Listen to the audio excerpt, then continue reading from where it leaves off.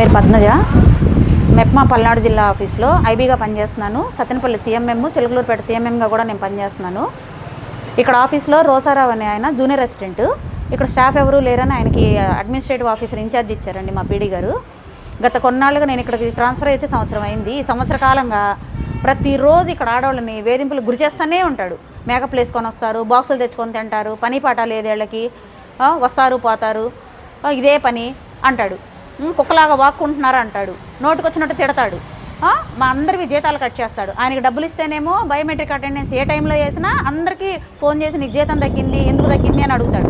డబ్బులు ఇవ్వకపోతేనేమో జీతాలు అందరికీ కట్ చేసేసి పంపిస్తాడు. నేను ఈరోజు నాకు వారం రోజులు జీతం తగ్గింది, ఎందుకు తగ్గించి పంపించారు అని అడిగితే, ఎందుకు కుక్కలాగా వాగుతున్నావు నువ్వు, నీకు సమాధానం చెప్పాల్సిన అవసరం నాకు లేదు, నీ చేతనైన చోట చెప్పుకో అని తిడుతున్నాడు నన్ను. ఇదైతే మాత్రం అసలు హర్షించదగ్గ విషయమే కాదండి. నేను 2 రోజులు హెడ్ ఆఫీస్కి మీటింగ్కి వెళ్ళా, ట్రైనింగ్కి వెళ్ళా. కనీసం పీడీ గారికి నేను చెప్పి పీడీ గారి పర్మిషన్తో మేము వెళ్ళాం. కనీసం జీతం తగ్గినప్పుడు పీడీ గారికి చెప్పాలి, అడగాలి. ఏమి అడగకుండా హెడ్ ఆఫీస్కి జీతం రికమెండ్ చేసి పంపించేశాడు. ఎందుకు తగ్గింది అని అడిగితే ఈ రోజు నోటుకొచ్చినట్టు నన్ను తిడుతున్నాడు.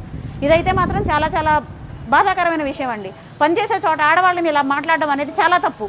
ఒక జూనియర్ అసిస్టెంట్ ఎంత ఇన్ఛార్జ్ ఇస్తే అడ్మినిస్ట్రేటివ్ ఆఫీసర్ అయిపోతే మాత్రం నోటుకొచ్చినట్టు ఆడవాళ్ళని తిడతాడా అండి?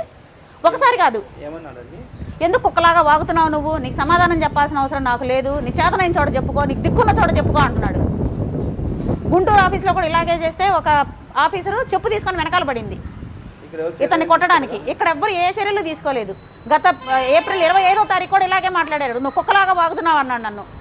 అప్పుడు కూడా నేను అలాగే ఎస్పీ గారికి కంప్లైంట్ రాసేపోతే ఇక్కడ వాళ్ళు అందరూ అన్నారు, వద్దులే మేడం ఇప్పటికే పరిస్థితులు బాగాలేదు, మన పల్నాడు మెప్మా పరిస్థితి, మీరేమి ఇవ్వకండి, ఒక్కసారికి ఊరుకోండి, మేము చెప్పి చూస్తామన్నారు. ఏం మారాడండి చెప్పి చూస్తే?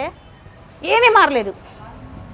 మాట్లాడితే తిడతాడు, మేకప్ వేసుకొని వస్తారంటాడు. ఆయనకి ఎందుకంటే ఆడవాళ్ళ గురించి ఎందుకు అనాలి మమ్మల్ని? మా డ్రెస్సుల గురించి, మా మేకప్ల గురించి, మా జుట్ల గురించి ఎందుకు అనాలి? ఆయన ఎవరు అసలు మమ్మల్ని అంటానికి? మేము ఎలా వస్తాయి ఆయనకి ఎందుకు? అటెండెన్స్ తగ్గింది, జీతం తగ్గించి పంపించాడని అడిగితే కుక్కలాగా వాగుతున్నారంటాడా? దిక్కున చోట చెప్పుకోవాలా? నేను ఎస్పీ గారికి అయితే కంప్లైంట్ ఇస్తానండి.